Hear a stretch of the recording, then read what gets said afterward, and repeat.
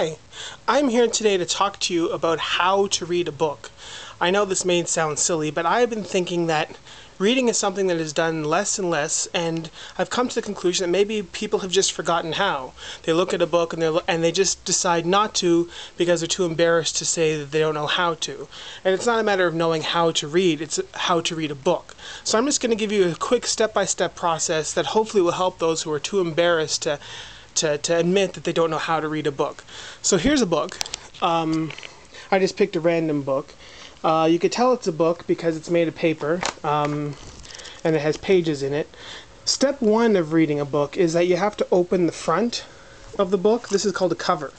And you open it. Now open it very gingerly because you don't want to get I want to say splinter, but that's completely incorrect. Paper cut. You don't want to get a paper cut because that could turn you off of reading altogether, and that's not what we want. So open it very gingerly. You'll see probably the title again, and don't let that put you off either, because sometimes the title is said a few times just in case you forget. Then the book eventually begins after a monotonous amount of pages. Still, there we go. Now what happens is you read the words and you absorb them, and they hopefully elicit some kind of emotion out of you. Maybe anger or sadness, or hopefully not boredom, excitement. They might energize your mind in some way.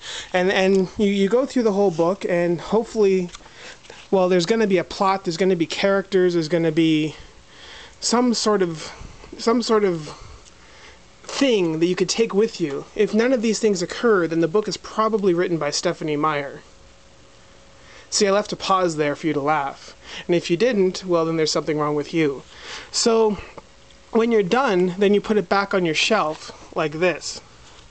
And then you think about it for a while, and then you pick up another book and you read it. And thus, the great chain of being continues. So, if you have any questions about how to read a book,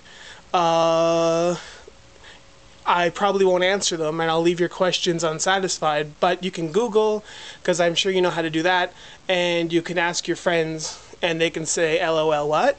And on and on and on. Thank you, and this has been your pleasure.